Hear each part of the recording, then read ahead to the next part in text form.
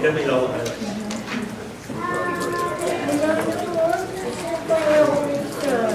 Hello, everybody. Welcome. Welcome to the October 2nd City of Port Angeles Council meeting.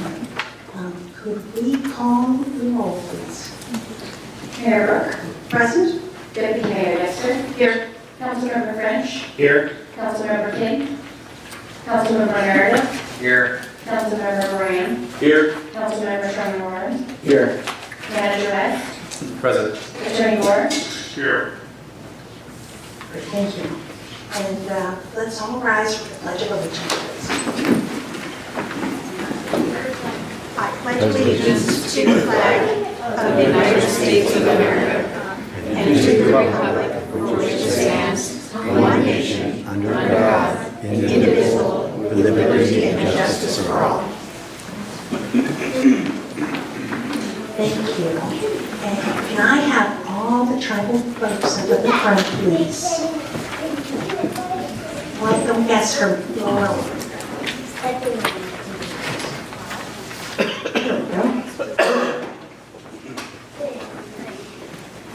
We're going to start tonight with a proclamation.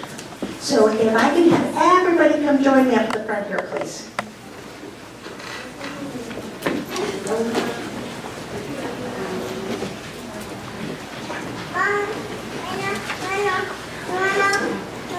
And we're going to introduce Frances Charles. She's the Lower Oklahoma chairwoman for the tribe. Welcome, welcome. And welcome to all the drummers and singers. So I'm going to read the proclamation recognizing the second Monday of October as Indigenous Peoples Day, to promote tolerance, understanding, and friendship, and to combat prejudice and eliminate discrimination stemming from colonization. Whereas the City of Port Angeles recognizes that it sits on Clallam ancestral lands, and recognizing that Clallam peoples have lived on this land since time immemorial, and whereas the city values the many contributions Indigenous peoples have made to our community with their knowledge, labor, technology, science, philosophy, arts, and the deep cultural influences that have shaped the character of our city, and whereas the City of Port Angeles recognizes that systemic racism towards Indigenous peoples perpetuates high rates of poverty and income inequality, exacerbating health, education, and social crises. And whereas the idea of Indigenous Peoples Day was first proposed in 1977 by a delegation of Native nations to the United Nations-sponsored International Conference on Discrimination Against Indigenous Populations in the Americas. And whereas in 2011, the affiliated tribes or Northwest Indians, representing 59 nations from Washington, Oregon, Idaho, Northern California, Western Montana, and Alaska, passed resolution number 11-57 to support to change Columbus Day, second Monday of October, to Indigenous Peoples Day. And whereas the City of Port Angeles joins a growing number of cities that have recognized the second Monday of October as Indigenous Peoples Day, creating an opportunity to promote appreciation, tolerance, understanding, friendship, and partnership among all people. Now, therefore, I, Sissy Brooke, Mayor, on behalf of the City Council of Port Angeles, do hereby proclaim the second Monday in October as Indigenous Peoples Day in Port Angeles, and encourage all to celebrate the thriving cultures and values of the Indigenous people in our region, to learn more about the history of Indigenous peoples and their cultures, and to continue efforts to promote the well-being and growth of our Indigenous community. So Frances, here's our proclamation.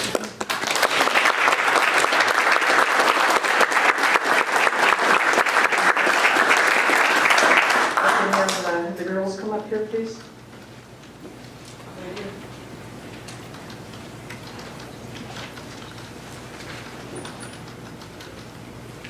Hi, Tom, and good evening. Elena Marquez Sansón, Chad Juanis Glayton. I am proud to represent my tribe here today. We are happy to be a part of this historical event.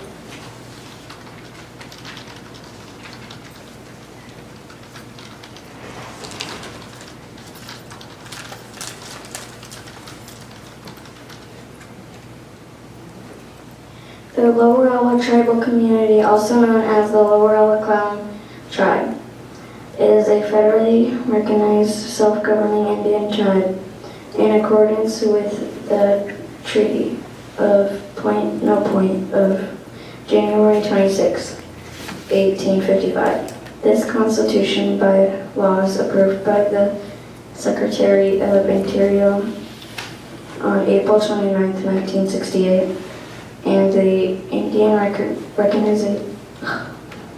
Reorganization Act of June 18, 1934, and the Lower Ella Clown Tribal Business Committee of the Lower Ella Community Council is constitutionally a duly elected representative body of the tribe and the responsible for assuring the health, safety, education, welfare, social, and economic development by law and order, judicial services, and housing of the tribal citizens, and to preserve and protect the culture, treaty rights, natural resources, and otherwise promoting the welfare and interests of tribal citizens. And under Article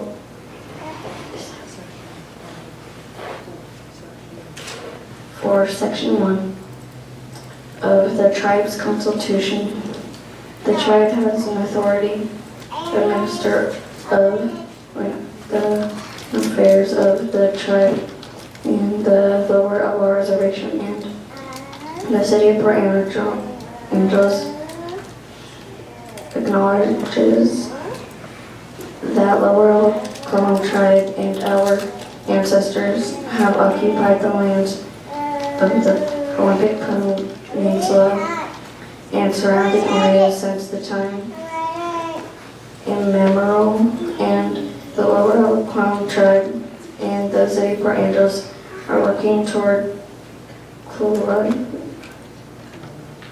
collaborative efforts in acknowledging the contributions of Indigenous people, and therefore the Lower Ella Clown tribe supports the city of Port Angeles in their honorable efforts to acknowledge Indigenous people by moving forward and changing Columbus Day, second Monday in October, to Indigenous Peoples Day, and that the tribe will observe Indigenous People Day as a paid holiday, and that the Human Resources Director is instructed to make a necessary amendment of Section 701.1 of the Lower Ella Clown Tribe Tribal Government Employee Handbook.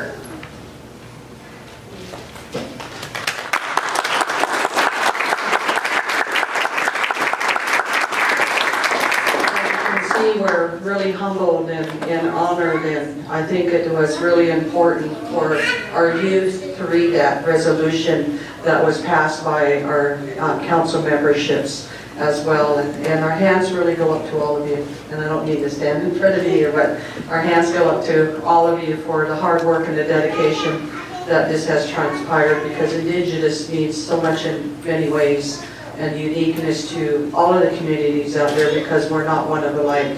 And that's something of the educational processes that we continue to do. I mean, you see and you're witnessing today the futures of our generations and having the opportunities that they do, that they put forth with the future of our tribe as well as the futures of their generations as well. So I'm very honored to stand here with the youth and have them here participating with us, because that's what it's really all about to us, is our future and the community surrounding. We only have part of our group here. We have a group from Seattle that is with the other half of our culture program down there. They're entertaining and working with them, educating them about who we are and where we're coming from, but also talking about the restoration and other cultural avenues that they're acknowledging out there. But we are humbled. We are very humbled that this has taken place, and we thank the City Council and the Mayor for stepping up and doing what we feel it is honorarium to all of us. And some of our elders are here, but they're outside. I know that has been a long day for them as well, and that they were really humbled to hear what was taking place today, and felt and wanted to make sure that we had our children here and some of our teachers, because we have a lot of our language teachers here just as much, and we have the other parts of them down there. But our families, we're all families, so we really acknowledge that. And our hands go up to all of you in the audience, and we're neighbors. We'll continue to be neighbors and collaborate and partner with the agencies and the departments that we do with the city, the county, and all of the other support and whatnot. So again, Hotmanson, thank you.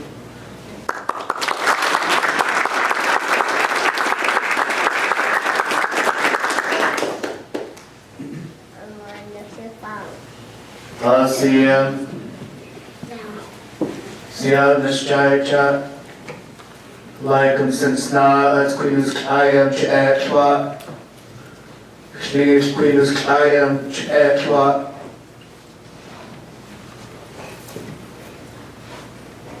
Mano Siam Squatcha Tia Ainak. Good evening, honorable people, friends and relatives. My given name is Alika. My English name is Jonathan Arakawa. I'm calling from Elwa. We are calling from Elwa. It's a very honorable day today.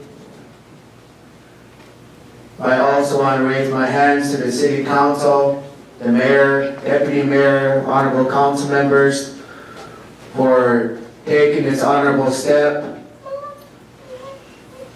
to recognize our indigenous people that surround the Olympic Peninsula and throughout Indian country. The song we're going to sing is the Happy Song, which was shared with us by the Skokomish Nation a few years ago in honor and recognition of this proclamation made by the city. Hosea.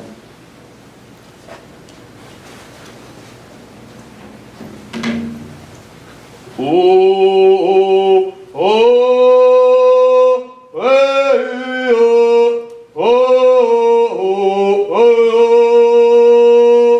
hey, oh, oh, oh, hey, oh, oh, oh,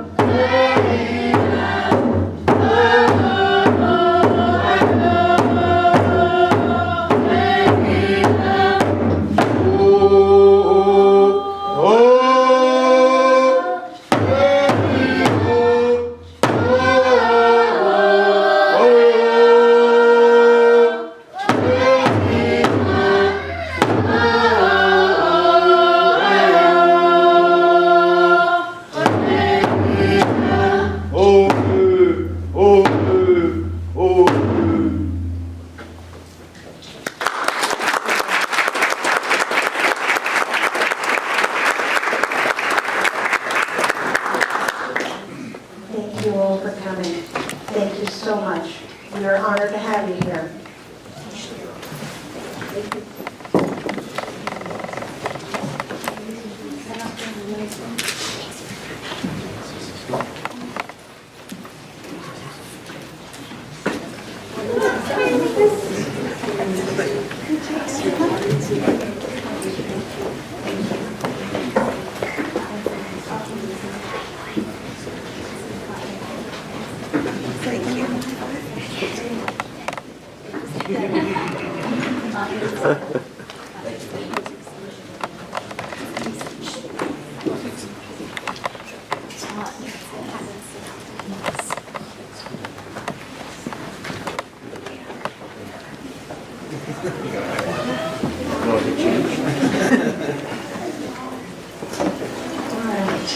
That was very beautiful. Thank you all for coming. It's wonderful. All right, so with that, we have got, we'll move on to the public comment section. Madam Mayor, just from a procedural perspective, if you can go back to roll call, I believe. Yes. We need to excuse- Councilmember Kidd requested that she be excused. Yes, thank you so much for reminding me. So, yes, Councilmember Kidd's not here, and she would, we need to excuse her from this meeting. I move to excuse Councilmember Kidd. Second. Any further discussion? She intends to attend the meeting, she just said it's going to be late. So I don't think we need to excuse her. Well, and I know it's a short meeting, so we might. Okay. I'll hold it to that. All those in favor of the motion, please say aye. Aye. All right, so it passes unanimously. All right, so now on to the public comment period. Anybody in the audience who would like to speak to council on any item whatsoever, please come up to the mic. You've got 3 minutes, and just please state your name and whether you live in the city or not. There's a sign up. Oh, we got a couple of those. Okay. Starting with Jonathan or no? No, you're done? Okay. Kristen Luana Bauman? Yeah. My name is Christine Luana Baumann, and I'm pastor at Holy Trinity Lutheran Church. We are not makers of history, we are made by history. I appreciate this quote by Reverend Dr. Martin Luther King Jr. because it acknowledges that what happened in the past has bearings on the future. Today, the City Council of Port Angeles acknowledges Indigenous Peoples Day, thereby joining about 90 other communities throughout this nation. All these communities have decided that they do not wish to further perpetuate the historical lens of European colonialism, which has governed our national identity for so long, but to seek a more inclusive understanding of American history, which acknowledges Indigenous viewpoints as well. Indigenous Peoples Day is commonly celebrated on the federal holiday of Columbus Day, thereby highlighting that Christopher Columbus, when he first landed in the Americas in the year of 1492, opened the door to brutal methods of conquest and colonization of the indigenous population, including enslavement and genocide. As leader of a Christian faith community, I wish to point out that Columbus acted in full compliance, not only with the values of his government, but also with the values of his church. The door to discovery and destruction was officially opened by church authorities in the Papal Bull of 1452. Pope Nicholas V directed Alfonso V, King of Portugal, to capture, vanquish, and subdue the Saracens, pagans, and other enemies of Christ, to put them into perpetual slavery, and to take all their possessions and property. Other papal bulls followed in the same spirit. This Christian doctrine of discovery greatly influenced also American law and policy, as can be seen in exemplary ways in the 1823 Supreme Court case Johnson's versus McIntosh.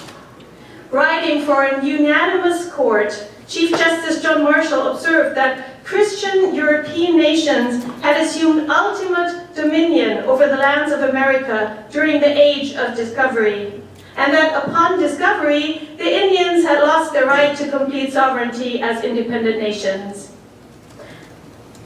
Those of you who attended the Peninsula College Studium General lecture about local tribes, tribal nations last week, they know that this is not true, of course, and that sovereignty is inherent in a nation and does not disappear through an action of another nation.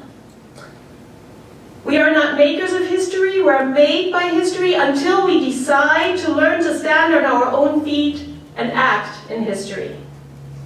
My own denomination, the Evangelical Church in America, is among the churches which have repudiated the doctrine of discovery, as it cannot be reconciled with the teachings of Jesus Christ. We decided at the Churchwide Assembly in 2016 to repudiate explicitly and clearly the European-derived doctrine of discovery as an example of the improper mixing of the power of the church and the power of the sword.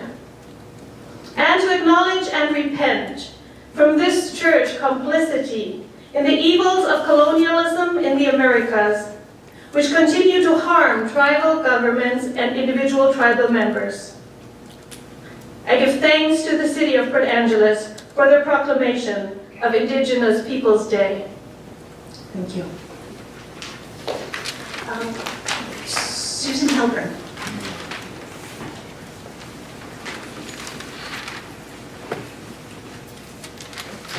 My name is Susan Hilgren, and I'm going to read this so I don't get distracted. I want to thank you, Lindsay, for being on the radio the other day. I heard you talk about Indigenous Peoples Day. It was really good. So, as you all know, Taffy has been providing services for 9 years. It's our mission to meet the needs of homeless and at-risk that need help. Ingrid's passing out a list of all the things we do. We have a list of many agencies we work with, and we provide a lot for free. We do not charge agencies or clients. It's not an easy job, but something we all love to do. 3 years ago, a Facebook group called Our Town, started by Brianna Kelly and Chelsea Ward and a few others, started causing trouble for us. They had a petition to change us and make us follow their rules. They started taking our pictures, putting lie after lie about Taffy in the media and on Facebook. The Our Town group got Swains to not support us for a loss of about $6,000, along with KONP, some agencies, local banks, and even local singers. In fact, they said they would not stop until we were destroyed. I've repeatedly asked for help from both Brian Smith and Nathan West, and their response is to ignore it and hope they will go away. Well, it hasn't. One of our volunteers saw this sticker last week while at a local store. I've come to find out it's been on there for about 6 months. This person who owns the car is one of our town's original people. You can see he's got a little statement there. He was one of the guys that pulled guns on the group of homeless people and dumped garbage on a doorstep and said, "Trash deserves trash." This picture was a large sticker in the back of his window of his truck with our Taffy logo on it, T-A-F-Y, and it says, "Thieving assholes effing you." For everything we do at Taffy for the community, to be treated like this makes me frustrated and sad. I want something done. And it just isn't us. These homeless haters talk smack about the needle exchange, BMO clinic, overnight shelter, anyone who directly helps these homeless that they don't like. Please, you guys are much smarter than these thugs, and I'm sure you can find an excellent way to get through this. Please. Thank you. Thank you. Ingrid Korean.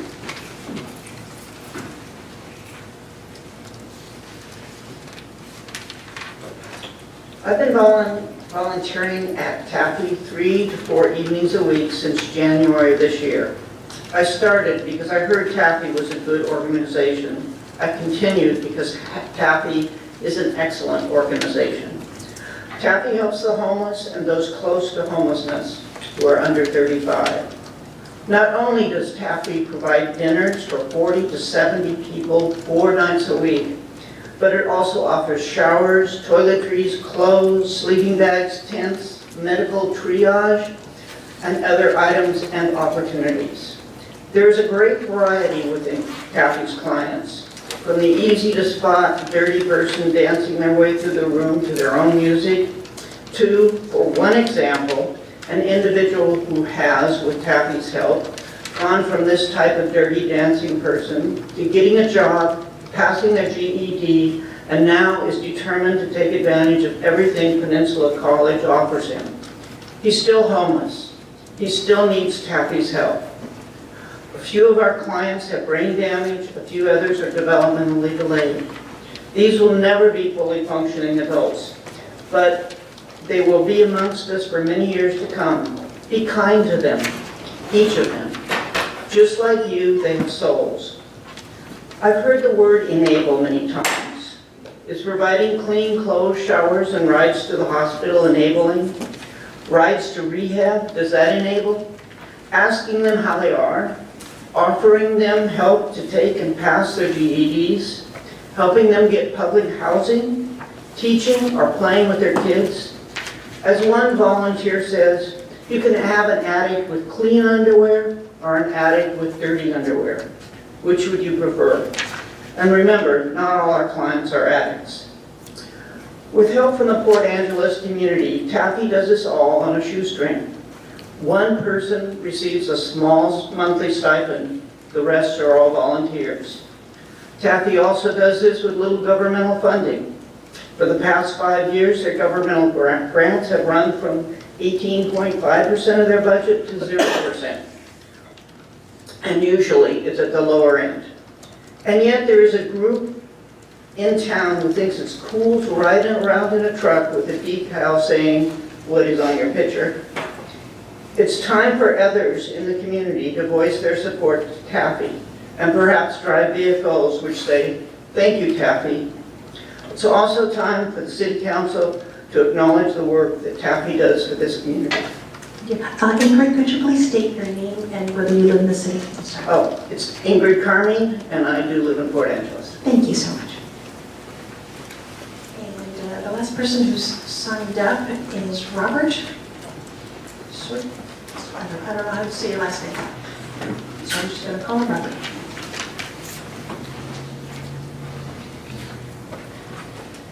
Please state your name and whether you live in the city. You did pretty good with it. Everybody has trouble with our name. Robert Soyster, East 2nd Street, Port Angeles. In March of 2016, a large industrial crane was purchased and delivered to a small residential lot zoned RS7 in the Port Angeles city limits. Today, 925 days later, that crane is still there. In 2016, the crane's very first use was to mutilate and basically destroy municipal property, 4 very large and healthy city street trees. Timber trespass, no inspections, no permits, no permission from the city. Next, the crane is driven off the city street and up into the small backyard, violating zoning and city ordinances. There was and is no legal access from the street. Then for the next 816 days, up to the current day, the crane has been used as an aerial sawmilling platform. The crane is used to mill lumber by cutting slabs vertically with a chainsaw out of 8 standing tree trunks operating as high as 90 feet in the air. The resulting noise and pollution is unbelievable. According to every tree expert I consulted, this method is reckless, dangerous, time-consuming, and wasteful. According to Port Angeles Municipal Code Title 17, sawmilling or manufacturing lumber is permitted only in heavy industrial zones.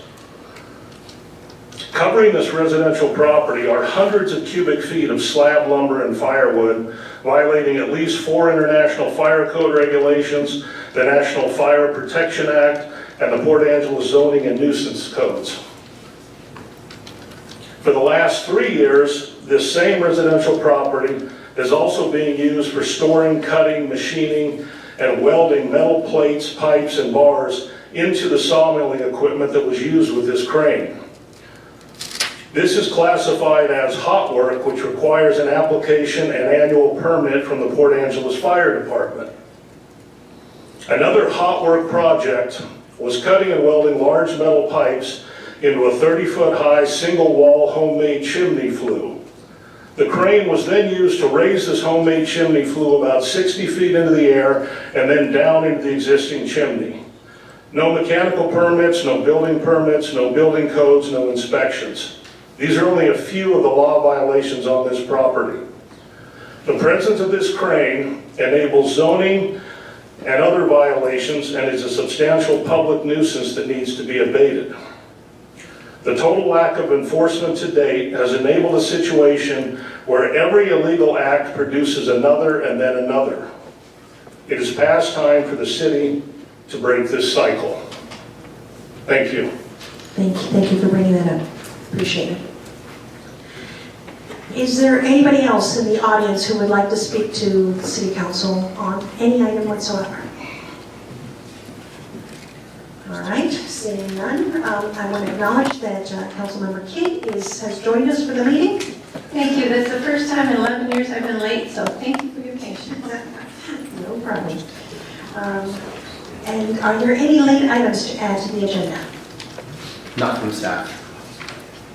All right, I don't see any. We'll move on to the consent agenda. Are there any items that need to be pulled? I'd like to pull number 7, please. Any others? So if not, I'm going to read the consent agenda. City Council minutes for August 7th, 2018. Expenditure report from September 8th through September 21st, 2018 in the amount of $2,446,374.43. Electric energy meters material purchase. Number 4 is pad-mounted overhead electric transformers material purchase. Number 5, request to access Elwha River Aging Station. 6, sluicing gate purchase contract. Are there any discussions on any of these items? All right, Council? I move the consent agenda as read. Second. So we have a motion and a second. Any further discussion? All those in favor of the motion, please say aye. Aye. Any opposed? It passes unanimously. Right, number 6, the biosolids dewatering project, final acceptance. Number 7, yes, thank you. I just thought it was important to pull this to give basically a verbal applause to our staff. This is a project that the previous council approved in 2017. It was replacing aging belt press with a new screw press at our wastewater treatment plant. We need our wastewater treatment plant to continue to work. And we had aging equipment, and so it was a very expensive project. It was approved, and we're here tonight to acknowledge that this lengthy project has been completed and it's under budget. So I just read that and thought it's such an important part of our infrastructure because it's unique equipment. It took a lot of research and anyway, I'm not an engineer, I admire engineers. They put it together and our wastewater treatment plant is alive and well once again. So it is not in danger as it was last year. So I just wanted to thank staff and acknowledge that we had a major project that came in on time, under budget, and for the betterment of our community. And I just wanted to say thank you to the staff and let everyone know that we're really trying to do a good job, and this was exemplary. So I like to make a motion to approve biosolids dewatering project WW0205 for final acceptance and authorize the release of the retainage bond upon receipt of all required clearances. Second. All right, is there any further discussion on this item? Seeing none, all those in favor of the motion, please say aye. Aye. Any opposed? It passes unanimously. Thank you, Council. It looks like the next thing we have is other considerations. Declare certain city property surplus and authorize sale. I think staff will be taking this one on. Attorney Floor. Thank you.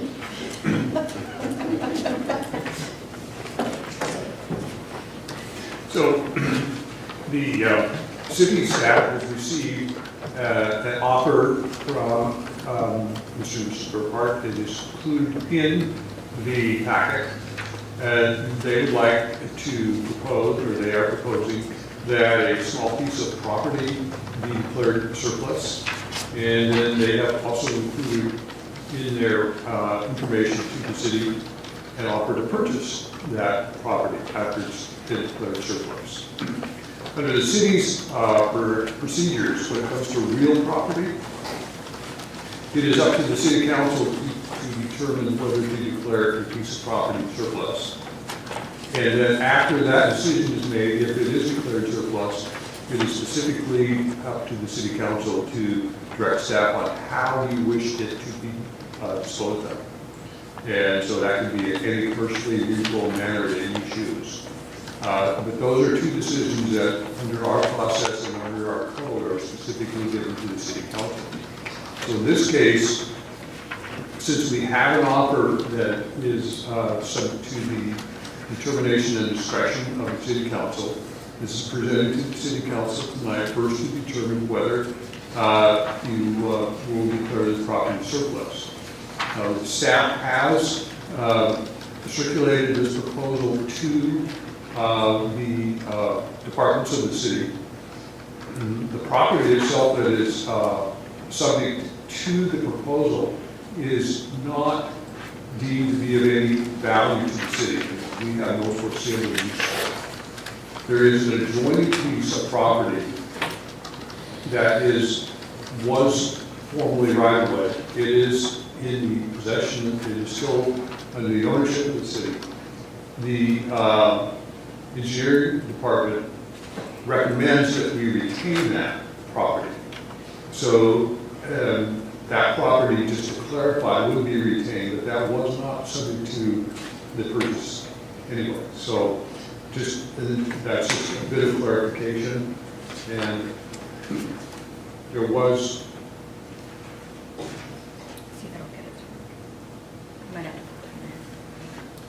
For those of you on page I2 of your packet, that is the gray strip. And for some of you who have it in color, that's a red strip. That's the previously vacated right-of-way that will be retained by the city. And we're going to project that up on the board in just a second to clarify.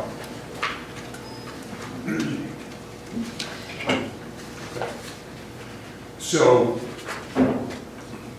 there is a color in the packet. There should be a color photograph and also a black and white photograph.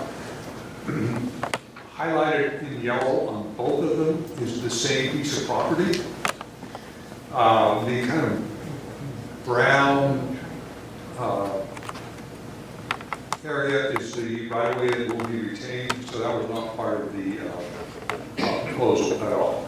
There's the little yellow strip that is the subject of the surplusing and then of the subsequent offer by the broker to purchase.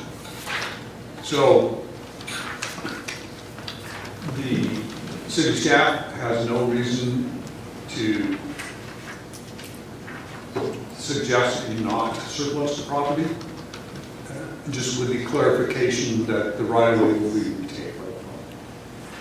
Okay. Thank you for that report. Council, is there any questions? Good. Mr. Bloor. Hang on. First Councilwoman. So I had a question about, because the folks who live at 704 Elizabeth Place are across the street. So is that going to be like a little garden, or is there, do we know what the use is going to be since it cannot be developed? So, okay. That's me. All right, so do we want, I guess, to go ahead and come up to the mic and if you can explain the use of that property, that would be great. Thank you.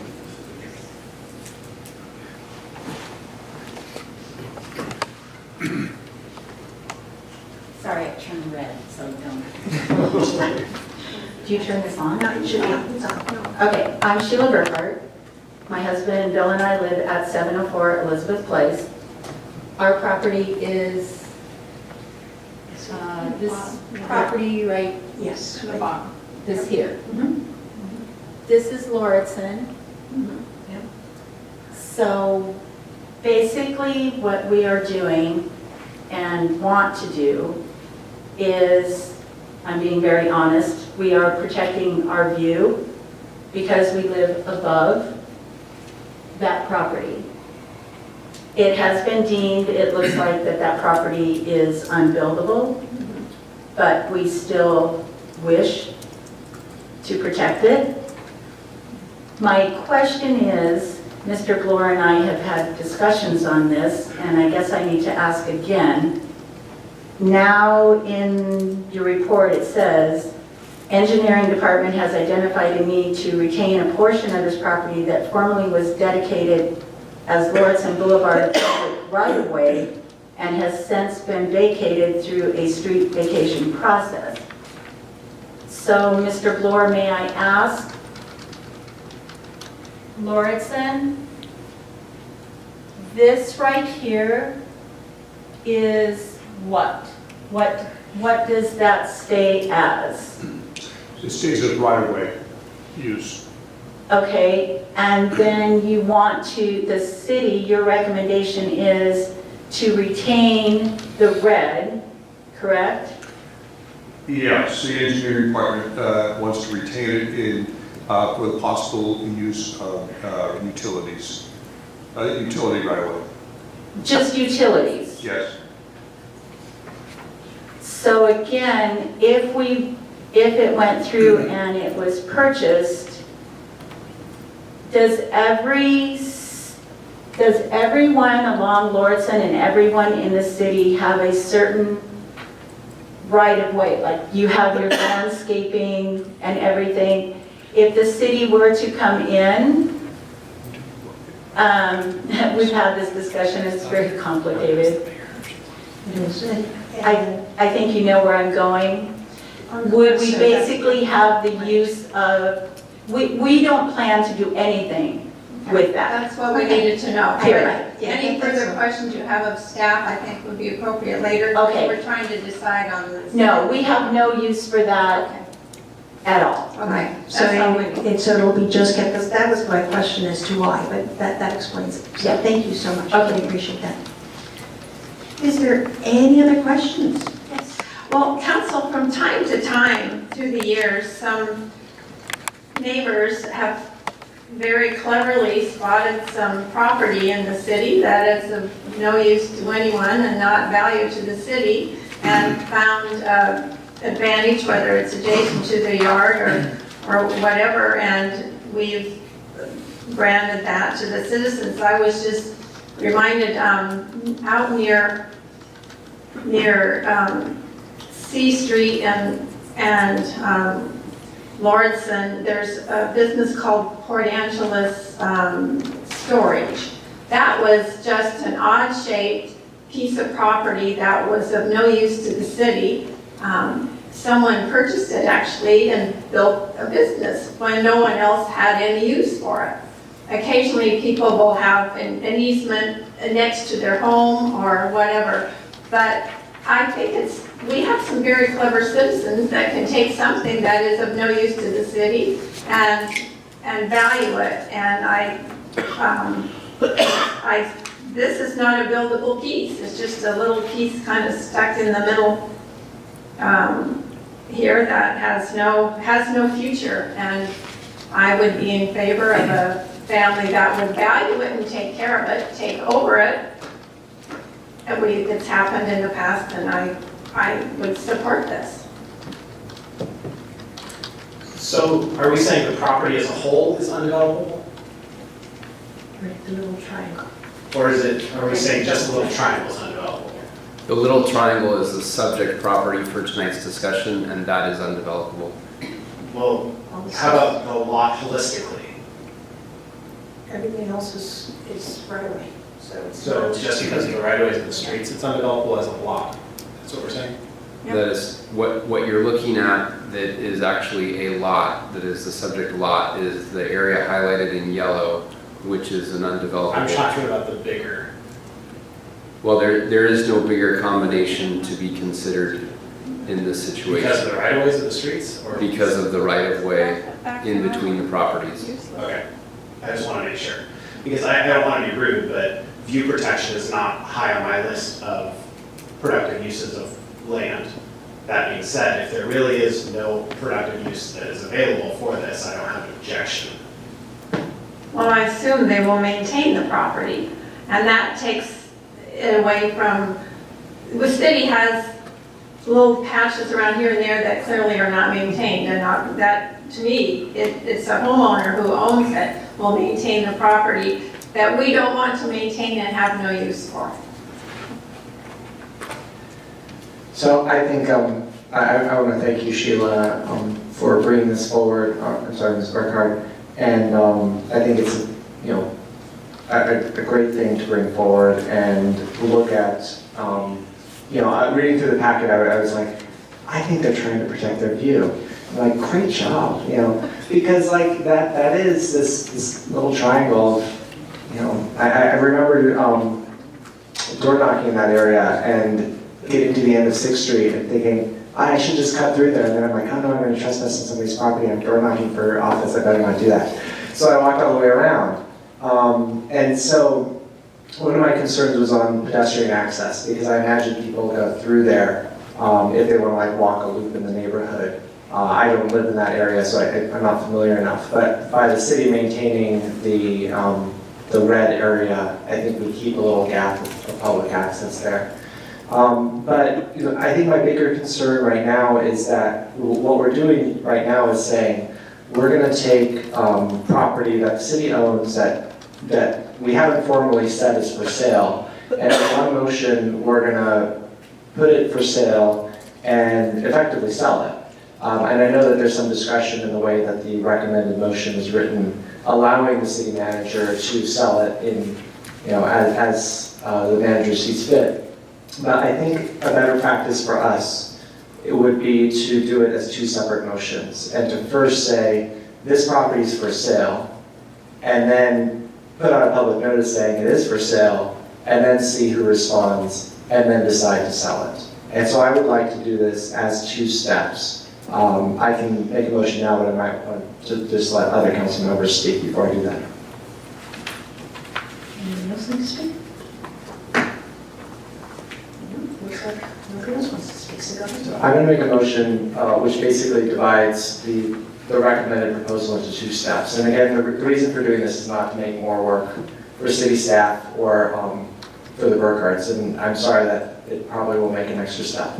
But I think it's better for transparency for us as a city to let people know publicly what's for sale before we accept an offer for sale. So let me make my motion, and then it'll be up to the chair, but I hope that she'll accept your request to speak. So I'd like to move, I move to declare surplus the portion of the property that has no current or foreseeable municipal purpose, and publicly notice that surplus property for sale. Is there a second? Second. All right, any discussion? And Chair, I'd like to note that Ms. Burkhardt asked if she could speak again. May I ask, have the other neighbors been notified of this little piece of triangle property? They have not been notified. Oh. And certainly staff will respect the council process that council chooses tonight. I do want to caveat that with the fact that I would be concerned if we broadly advertised this property for sale, recognizing that ultimately we do not want to be portraying in any way that this is a usable or buildable lot. And so I think that it certainly could be an additional step if we wanted to provide notice to the surrounding property owners who might have interest. But beyond that, I would be very concerned about expectations relative to owning and purchasing a property that ultimately does not meet any of the required codes for any type of development. And I agree with that, just because, you know, from a layman's perspective, when I see the aerial view, it looks like a vacant lot. So it certainly looks like something, oh, you could probably fit a smaller house onto there, but because of those right-of-ways, so I think that that's a reasonable point.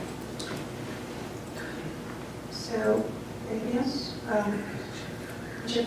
I understand the rationale behind what you're getting at, and I hesitate to put a broad perspective on this individual issue tonight. To me, if we want to make it a policy of what your motion is, I would have no problem with that. But what we're doing is creating a policy based on an individual issue that's before us tonight. And I would be more inclined to take care of this issue tonight than later on discuss your motion and make it more, because we're going to be then applying a broad policy to a very specific issue. And what I'm trying to get at is I think we can deal with this issue tonight and then come back at another time and say, okay, in the future, if we're going to do this type of transaction, let's take this procedure or take these steps. That I would be more than happy to entertain. But in this issue, it's a small piece of property. In my mind, it's almost de minimis. So, with a de minimis issue, I don't think that we need a motion as such as that. So that's just my point of view. Anybody else? That is a home to the west, is it not? Yes.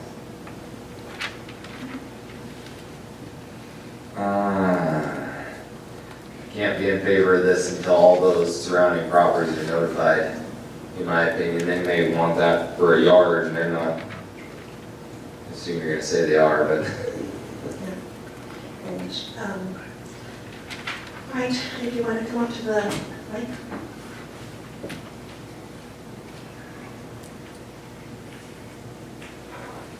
That's usable for yard, isn't it, Nathan? You just can't build on it.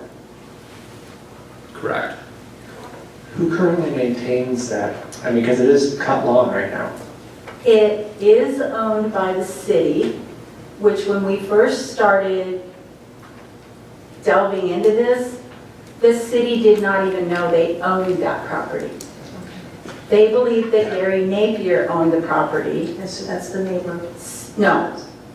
Mr. Napier owns a lot of different property in this city, evidently. His property is over by the creek somewhere. We had to get all the way through the title company before we realized the city owned that. And it actually has a tax parcel or a tax ID number, which the city says that you don't pay any taxes on. Right. Okay. The city does not maintain that property. Okay. This house over here was owned by the Boblets, who just sold the property. There is an additional 25 feet from the edge of their property right here that they made an how do I want to say it, Mr. Bloor, an unseparable property. Basically, the Boblets used to mow that. The current owner that bought that property now sometimes halfway mows it, half not. My question is, when you're saying, does it need to go out for a public whatever, is it not putting it in the agenda that's out there for anyone to go online and look at? Is it already not public? It is, but we have not surplus the property, so it would need to go out again. If the motion passes the way it's stated, it needs to be, it would need to go out there. So yes, it is public right now, whether the city will surplus that property or not. And if the city, I'm sorry to interrupt. And so if it gets surplus, there's a different action of whether to sell it or not immediately. So right now, the discussion is to decouple it, which I think makes sense. And then I would also like to address, which I did not before, the value of it. We offered $2,000 for it. You have said that it's approximately 800 square feet at $1.31 per square feet, which is $1,048. We are more than willing to pay the $2,000 for the property.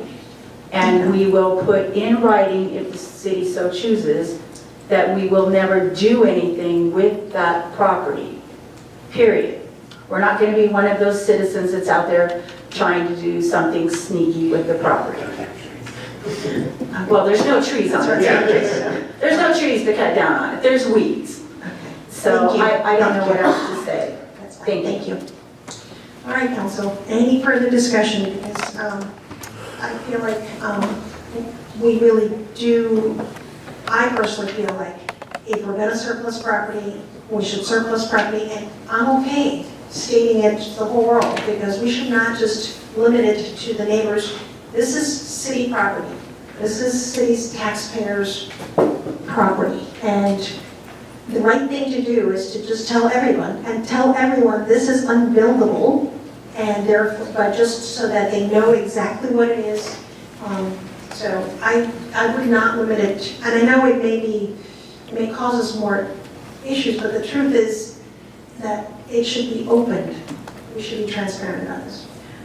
So let's say if we do a notice to the neighbors that this unbuildable triangle is surplus, how long would that next process take before we can consider offers? We have an offer on the table. So if we go to this next step, where does that take us? How long? Approximately. Well, there is no process established for that. You could tell us to advertise it for a week. You could tell us to advertise it for 2 weeks. Theoretically, we could do a short process and have it back at the next council meeting. We could do a longer process and take a month. Again, that's something that you can, if you're so inclined, you can direct what that process will look like. All right, Jim? And that's why, along those lines, with all due respect, I won't be able to support the motion because, again, 2 reasons. First of all, I would like to see us establish that process more firmly, give staff guidance exactly how long these things should be advertised for, and so forth. And second of all, I do consider this a de minimis transaction, and therefore, I think we can handle it in one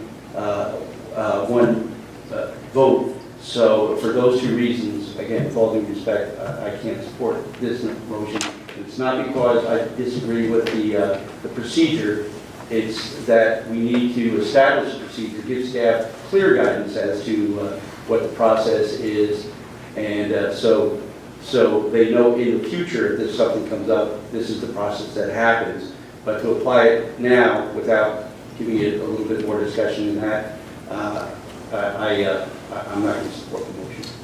So I think that, there are some guiding principles at play here. When we're talking about surplusing property, I think it is a good policy to have public notice. I agree. And I think that, like I said before, when we're talking about view protection, that is not a city priority. That being said, I do kind of agree with Jim that I think this could reasonably fit as an exception to those kind of principles, that we're dealing with an undeveloped property, so we're dealing with a really small parcel here. And, so I do think that there could be a middle ground of noticing the neighbors and just making sure that there's not going to be an objection, because we want to be respectful to the neighbors in that neighborhood. But I don't think we need to have a long drawn-out public process where we, ask for proposals on land that's unbuildable. So The motion on the table, which, just to clarify with rules, so the motion, once it's made and seconded, is owned by the body. And so it's no longer my motion, so you don't have to apologize for me for voting against it. It's a body decision. It's no longer my proposal.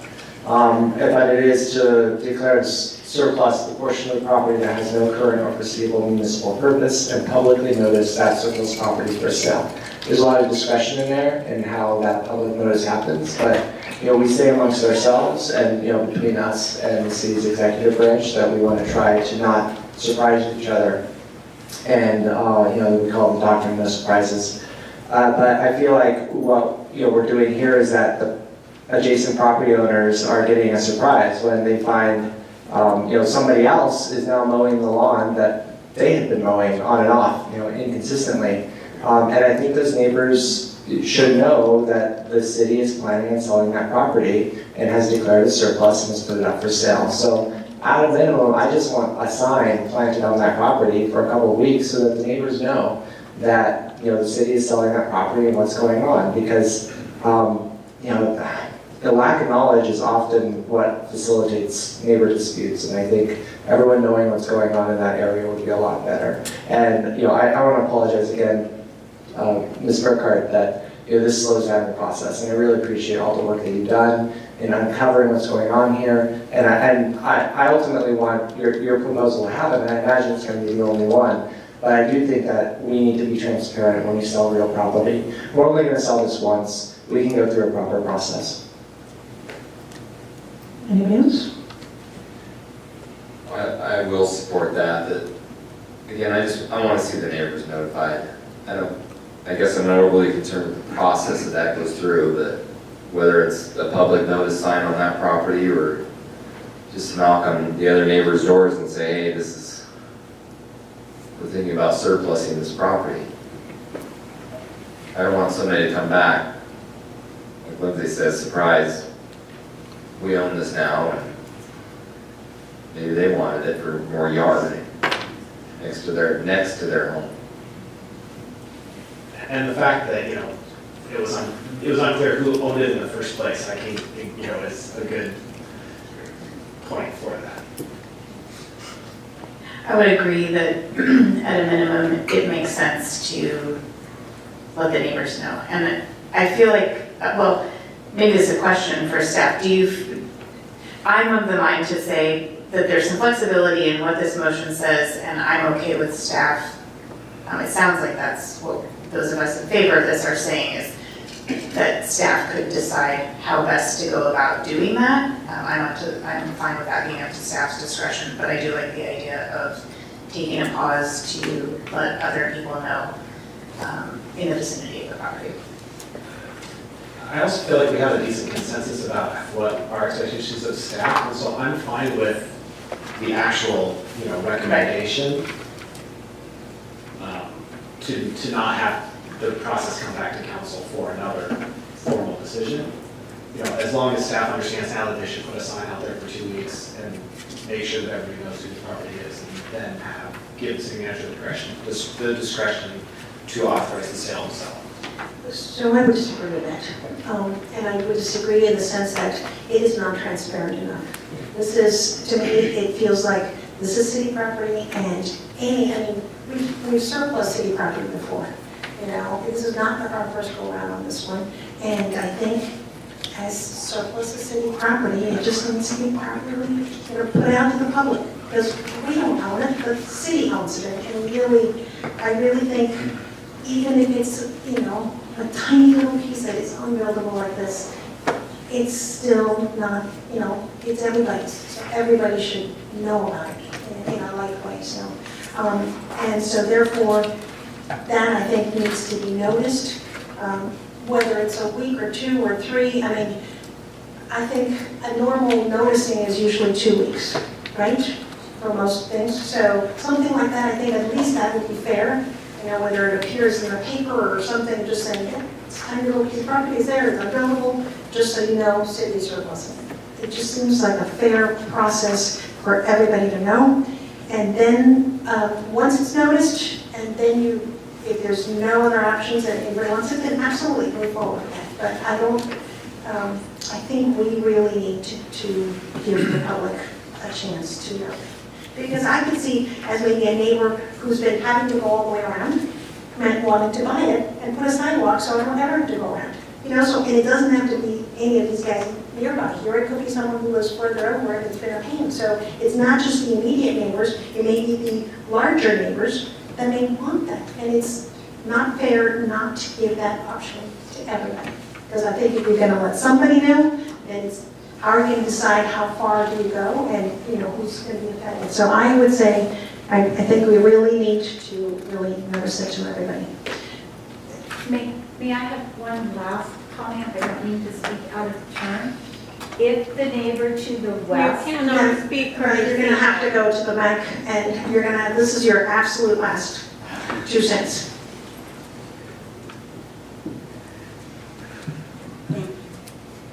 If the neighbor to the west were to purchase that, they now own their home, the little 25-foot whatever, and then let's say they buy that property. Is it now that they own all of that, that they can do what they choose, build a skyscraper on it if they want? Thank you. Within RS7. Right. And that's a possibility. So that is something that. Within the guidelines of RS7. Right, within the guidelines of the residential area. There's no skyscrapers allowed in residential center. You know what I mean. Yeah, we know, They could build a 2-story. But yeah, there's gonna be setback issues on that little triangle and all sorts of reasons why it's not developable. So even if they added to their site, yeah. So It's clearly established it's not buildable property.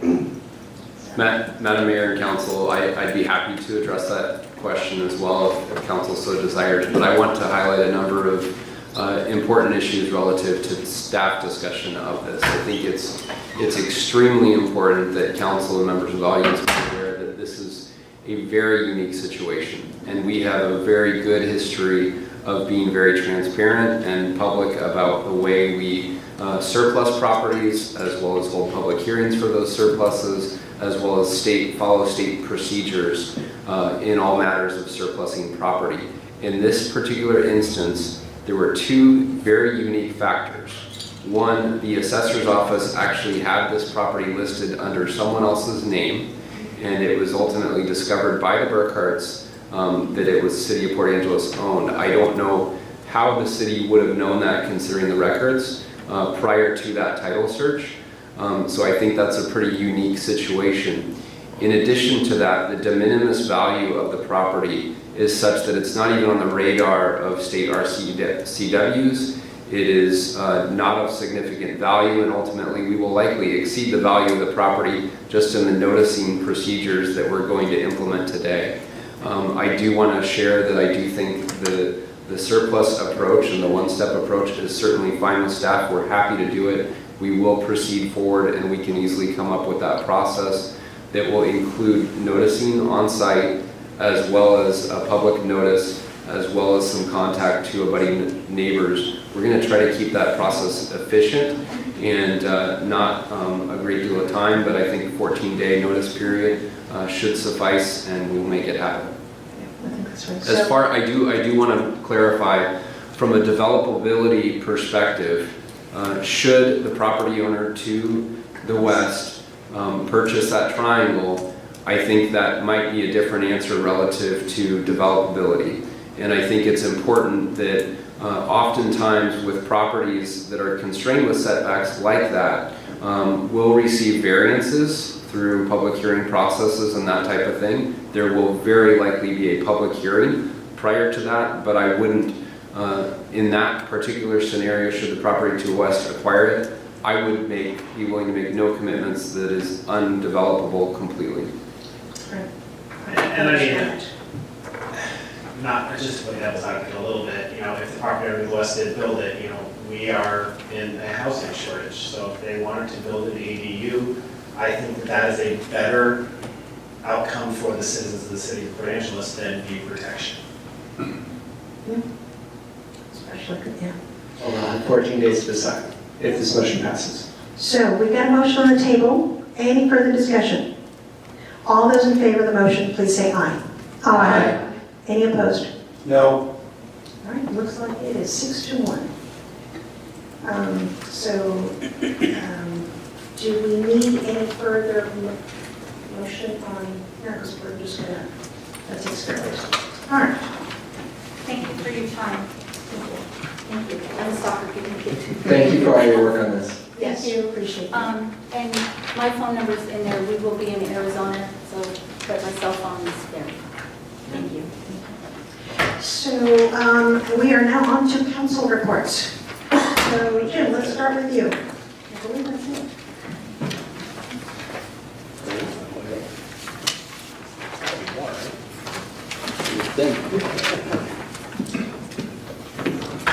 Okay, I have just two quick items to talk about. First of all, I attended the North Olympic Development Council meeting last week, and at that meeting, we discussed at length the Emerald Coast Opportunity Zones. It was a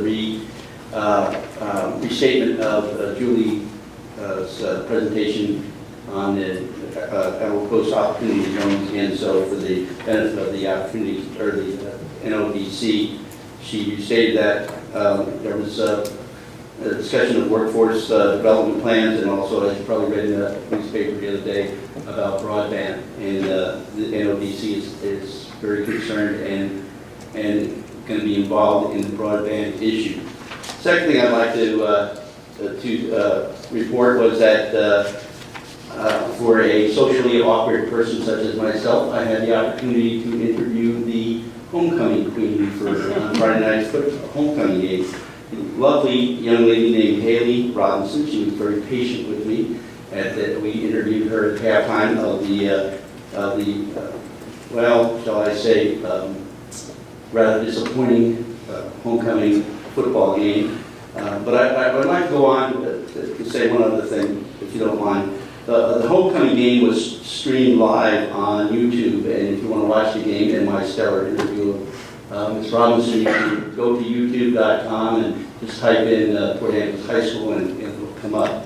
The homecoming game was produced by and directed by the students of the Port Angeles High School video production and broadcast journalism class under the direction of class instructor Mr. Patrick McGinnis. And I might add, this was done without the help of Peninsula Area Public Access TV. PAPA has decided to stop supporting the kids and high school athletics. And I must say, this is very disappointing to me.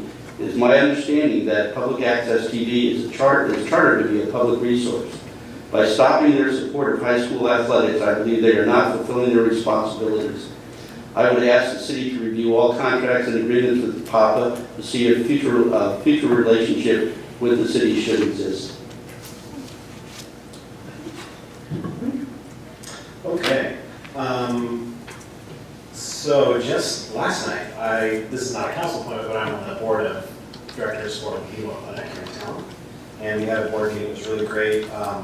One of the things that I appreciate the most is just, you have this board meeting of this nonprofit, and our deputy police chief was there, Jason Pieta, and so it was fun to see Mary Hogan and Jason kind of just sitting there after the board meeting talking about, the WASPIC grant and how much documentation we needed to do, just see those things getting done in the room.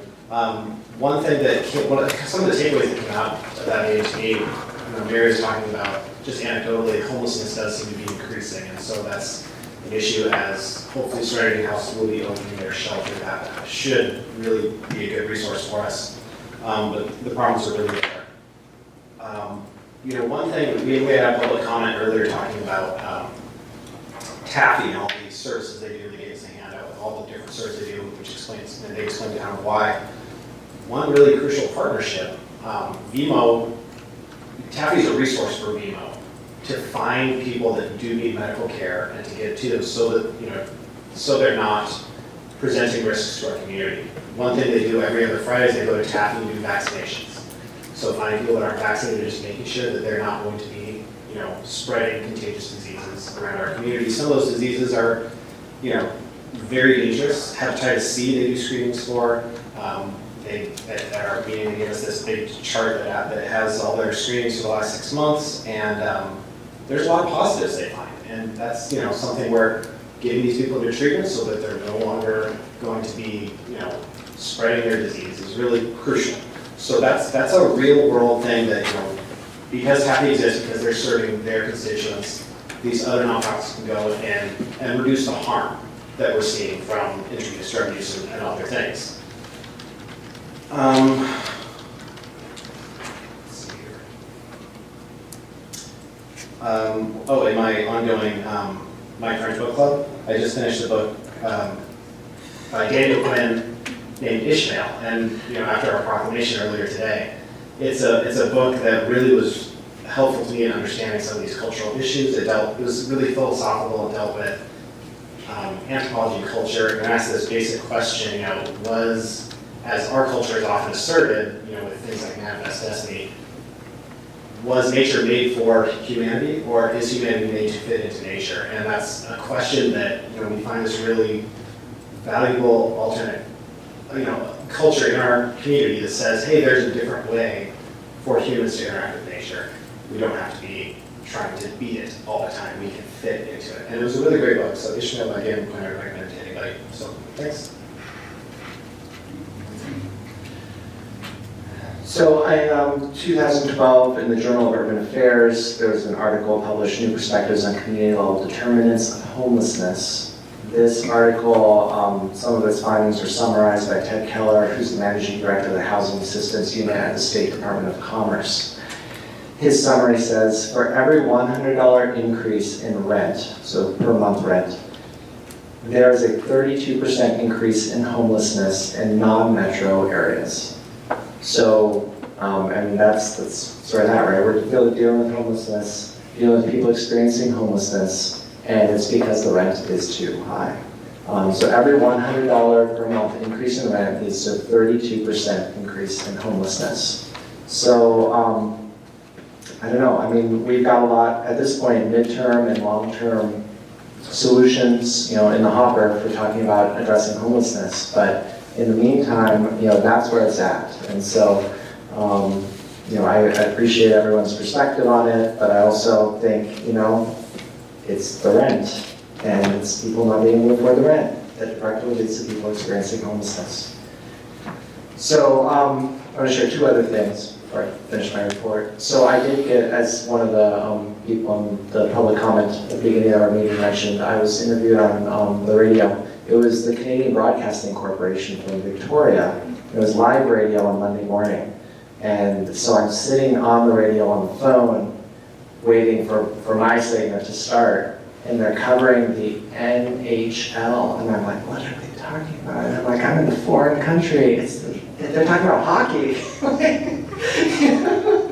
They even mentioned Spokane at one point, so that's when I realized, oh yeah, it's hockey. It's not like this is going to be a non sequitur. But the reason why they wanted to cover it in Victoria was because they've had a discussion in their city about a statue of the first Prime Minister, which was end of the 19th century, and he promoted a lot of policies around boarding schools, and calling Native Americans savages, and you must take the child away from their savage family in order to civilize them.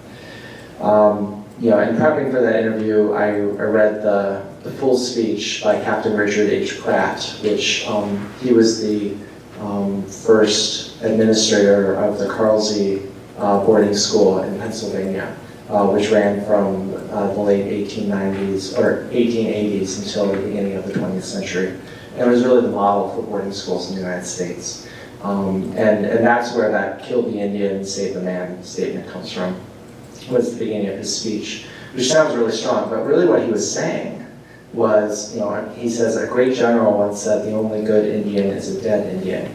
But I disagree. I think we can actually save these people by getting rid of the Indian in them. And then he goes on to argue with a lot of issues that are really important for us in our contemporary society.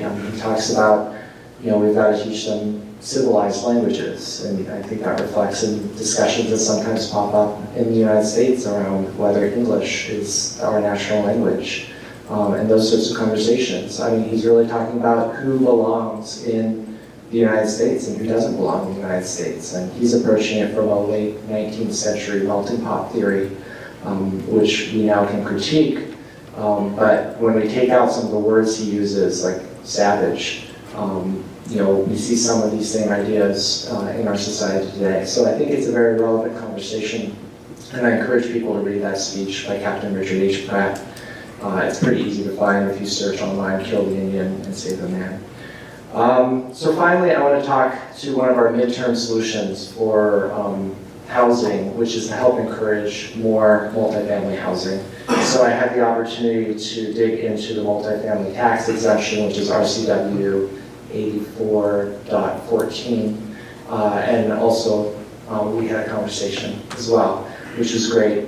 So it isn't, unfortunately, just a plug-and-play ordinance for us as a city. It's the sort of thing that requires us to make some policy decisions about how broadly we define the residential target area, meaning where are we going to allow this property tax exemption to go into effect. But basically what it does, it provides another incentive in waiving property taxes for 8 years or maybe even up to 12 years for properties that meet the requirements of this state code chapter, and also any additional requirements we want to set as a city. So that's another policy question for us, is do we want to set additional requirements beyond what's in the RCWs. Yeah, you can get the longer tax exemption by setting aside a certain number of units for affordable housing. And just to contrast that with the system we were hearing about earlier this week, in this case, what can be done there is, in a building, you might set aside, say, 20% of the units for affordable housing. But if people who are living in that unit, their income increases above the limit, you don't have to kick them out of that unit and move them to somebody else. You just reassign which units are the affordable housing units. So it provides more flexibility in that, because sometimes these policies are written in ways where people get priced out and then they have to move, which is an additional barrier and then becomes a disincentive or even a perverse incentive to earning more. So I think it's a great policy, and I think the housing needs assessment will hopefully help to guide us in some of those details. But it is something that I think we should prioritize in 2019 after we have the housing needs assessment in hand. We can start to move forward with some of those things. So thank you for bringing it up and continuing to encourage us to move on it. All right, Kate? Well, my report is certainly not as thoughtful as the previous two, but I will say that I spent all day on Saturday the 22nd at Arts and Drafts downtown. I was working, so I enjoyed myself, but I was working the whole time. And I just, because it had been a conversation that we had at council, I thought it was worth mentioning that, as with other years, I thought it was very well coordinated. I had everything I needed. There was a lot of good support, a lot of good volunteers. And it was just a really fun event. The weather certainly didn't help in the early part of the day, so I hope it didn't, I hope that they felt that it was a successful event from a financial standpoint. But it did get really crowded, and the music was fantastic. And it was just a really fun community event, and I appreciate that we made the decision to move forward to make sure that the Downtown Association could hold it. I thought it was good. I also just wanted to say a quick thank you to Nathan and I, and apologize a little bit in advance. I got there to drop some stuff off on Friday, and they were freaking out because their electricity wasn't working. And someone said, well, we should probably just call Nathan, and I whipped my phone out and called him. But someone was there within 20 minutes, and so they felt appreciative that the city was, while they were struggling during the day, as soon as the right person was reached, it was resolved quickly, and so I appreciate that. Thank you. So I did go to the Rough Riders game. It was a sad game, sort of. But I guess since now that I know Jim interviewed, I'm going to blame him for the sound system that for some reason all of a sudden shut off. I'm not sure what the cause was there, but I hope our Rough Riders can do a little bit better. But it was, it was 0 to 55 or something, and that really wasn't the whole point. The point was, they finally scored a touchdown with a minute and a half left. And you would have think they won the entire season. I mean, everybody was yelling and cheering, and I mean, there was no way on God's green earth we were going to win at all. But it was just, that moment for the public, to see them just score the touchdown seemed to mean more to them than losing or winning the game when it came down to the end. So that was nice to see, and it was a good turnout. There were a lot of folks there. And then went to the pool board meeting. Construction starts in April, and hopefully we will be done in December-ish. And it is unfortunate that we can't really phase it the way we wanted to, but I hope that we can get that on schedule and that it turns out to be the product we want it to be. And I feel that doing that, closing it down is not optimal, but it is a seamless, in my opinion, be a seamless remodel without having to work around stuff. So hopefully the SARC will work with all of those groups in the swim club. That is when they're all going to be out for a bit. That's it. Yes, we're going to have a spectacular new remodeled and much larger pool facility because we're just bursting at the seams now. So it's going to be a spectacular grand opening, and it's going more people than ever will want to come. So we're looking forward to that for the future of our city. I was honored by being a judge at homecoming at the high school assembly, homecoming assembly, and those kids were amazing. There are all these contests between the different classes, and the energy and creativity was just spectacular, really, really, really fun. So from the beginning of the day to the whole day, they really celebrated our homecoming in good style. So after our last council meeting, the next night, we had the final of the concerts on the pier, which was moved to the bridges. And honestly, staff was just so wonderful coming together and making everything happen. Corey was just so great in helping coordinate things. Teresa, Steve, our fire chief, our police chief, everybody came together. And we just moved it from the pier to the bridges, and the chairs were full. People brought their own chairs. First Federal set up a booth and gave away free stuff. First Security set up a booth and gave away free stuff. But we were very respectful. We start off with remembering those 8 individuals that are loved ones that we lost. We put some bouquets on the fence for them in remembrance and had a moment of silence. And I was praying it wouldn't rain on our event, and the first 5 minutes it did sprinkle, and then it stopped. And the first of 2 rainbows shone brightly. Everybody kind of started taking pictures. It's kind of magical. We had a blessing on the bridges by Reverend Tom Steffen of First United Methodist Church. Gave a beautiful blessing on the bridges. And then I had called Sherry Curran, and I had invited the Lower Elwha Column tribe to give a blessing on the bridges, because several years ago, Francis Charles and I had a conversation about the need for higher fencing. And a young man, whose name is Jonathan Arakawa, gave the most impressive blessing in Klallam language, and then explained it in English, and then they had a group of singers to sing a blessing. I mean, it was just really special. And then we had a band from Seattle. These are a group of retired attorneys that are down-home folksy. I mean, they're in their farmer's overalls, they've got the washboard and the banjos, and they played these folksy songs, and everyone stayed to the end. The 8th Street Bridges Grill, which has really suffered during construction of the bridges and then the construction of the fences, they stayed open late. And he's never had so much business in one day. Everybody it was great.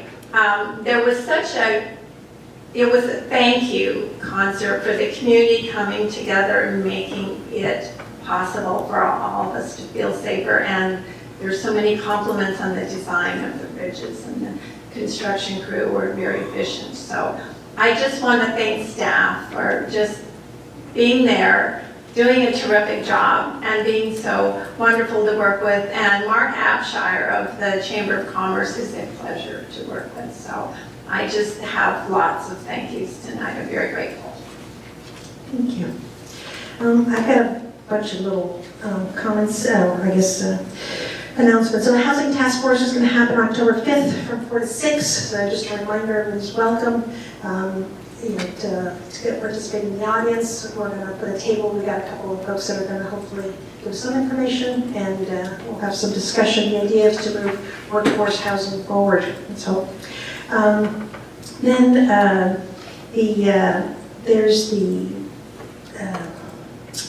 there's a service line program that I put information for council on your box. I'm hoping that we can discuss it next time. I'm hoping maybe Public Works can take a look at it. It's just a service that's available to all city folks as to sewer line connections and some kind of being able to ensure that line. So in case anything happens to your house, between the house and the sewer connection, that is still the owner of the house's purview. And so this is something that the National League of Cities feels like we should offer. So like I said, I put information on your boxes, so hopefully we can have that discussion next time. I attended the Charter for Compassion, and that was really interesting. I'm sorry I had to leave early, but they did talk about the 12 steps of compassion for a compassionate life, and it's a book.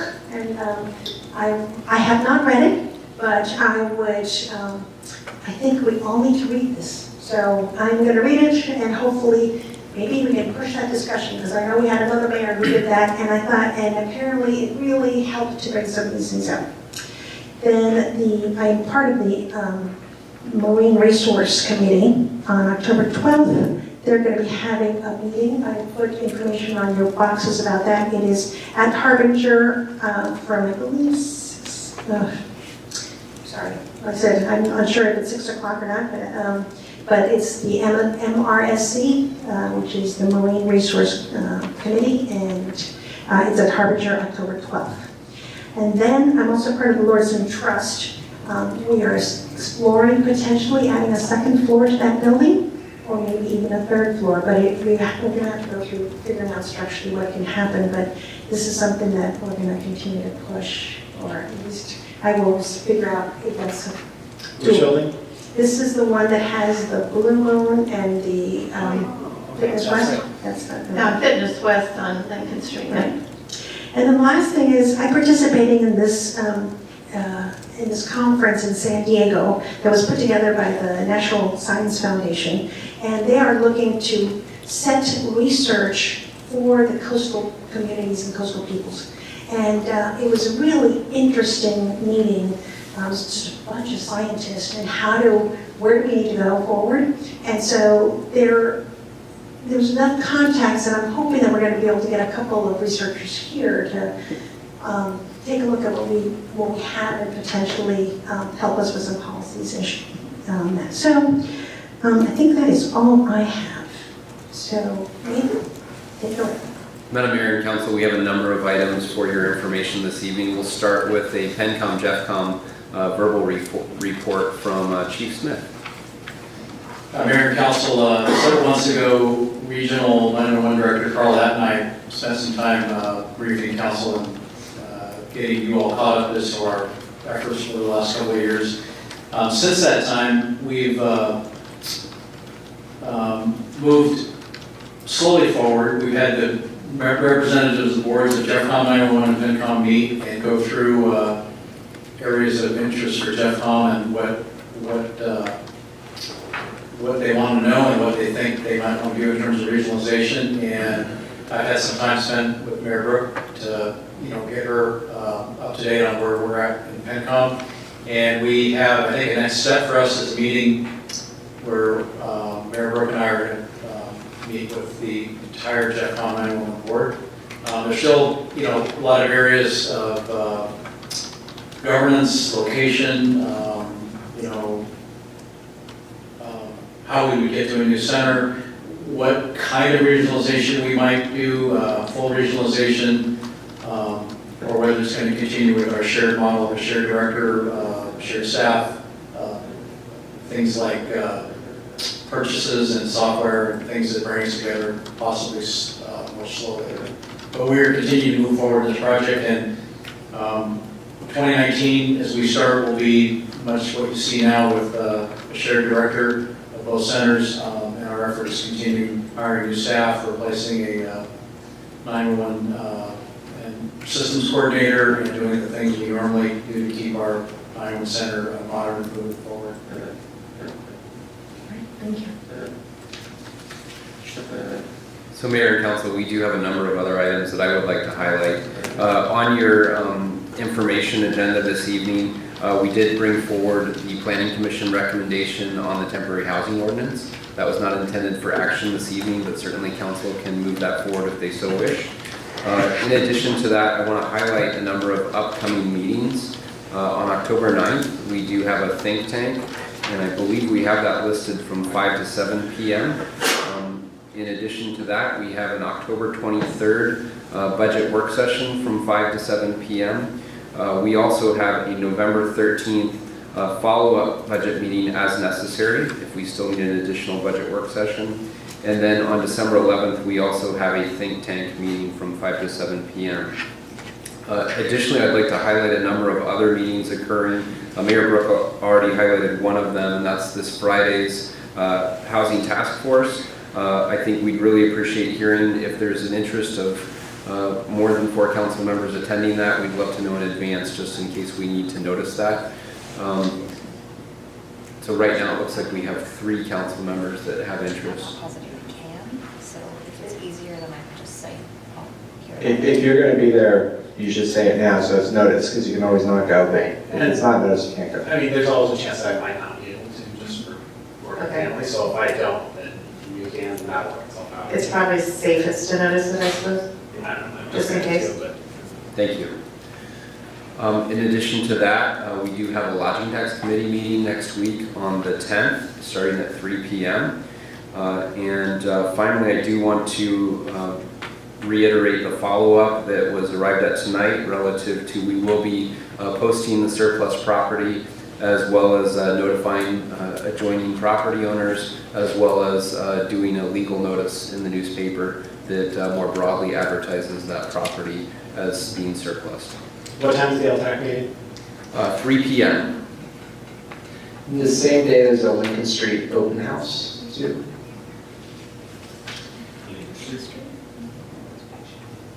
On October 10th. I don't have that on my calendar, but it's very possible, and we can certainly get back to you on that. I got into this situation last October for some reason. Farmers Market. Crab Fest is down there. Farmers Market on Saturday here, or? Generally, it is at the county courthouse. Perhaps Director Delicott can speak to whether we know that for a fact. Behind you. Yes, it is located in the River parking lot. Okay. Thank you. And then do we have an event with the high school tomorrow? I believe that it is on the schedule. Who's going? And I think it's you and I. Okay, and where are we going, what are we doing? Student We'll talk afterwards? Yeah. Students have a meeting in the Student Center, and Pam Heldenstell will direct Okay. you from there. Great. Thank you. Just another event, just sorry for interrupting, Manager West. We have the last of the Association of Washington City webinars on Thursday, October 11th, from 11:30 to 12:30, and that's on effective local leadership, how to move initiatives forward and get things done. It'll be here, and it is open to the public. Say the date and time here. October 11th, which is Thursday, at 11:30, going to 12:30. Well, if I might, please don't forget this weekend, Crab Festival. Yes, thank you. Okay. Starting Friday. Be there, be crab. There's a lot of things happening. All right, anything else? Anything? No, that's it for me. Thank you. Okay, so it's time for that second public comment period. So anybody who would like to speak with council, please state your name and whether you live in the city. John Ralston, I live in the city, P.O. Box 898. I want to thank Lindsay for helping out or having a discussion about 8414. I want to thank you guys for passing the surplus property process, and privately I can give my reasons.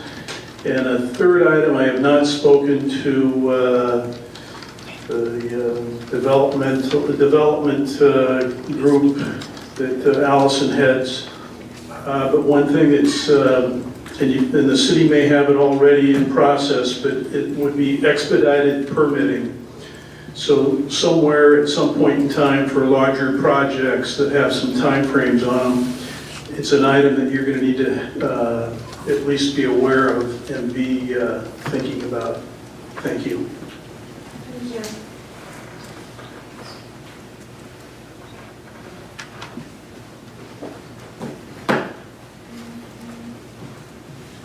I'm Steve Hopkins. I'm the Operations and Planning Manager for Clallam Transit. Two things. One, first, we're doing a voluntary closure of the Gateway Transit Center Friday through Sunday for Crab Fest to keep our large vehicles out of the downtown area, which is filled with pedestrians. It's a bad mix, large vehicles turning and pedestrians. So we'll be having our temporary 4th Street Transit Center set up here on 4th Street between Lincoln and Peabody. We've permitted that through the city. The street will be closed and be used as a temporary transit center. That worked out very well last year for us to reduce traffic down at the Crab Fest, and so we'll be doing that again. And the second thing has to do with your discussion tonight with regard to the surplus property. One thing, a small piece of property like that can make a big difference for pedestrians accessing 2 points. For instance, if the map was still here, someone living on 6th Street to access the nearest transit stop would only be 1/10 of a mile if they were able to use that parcel to get through. But if that parcel's not there, it's a 6/10 of a mile walk to get around. It's a much longer walk. So there is some value that may not be just developable. I appreciate you keeping that in mind. Thanks. Thank you. Madam Mayor, we did miss one item if there's no additional public comment. Is there any other additional public comment? Yes.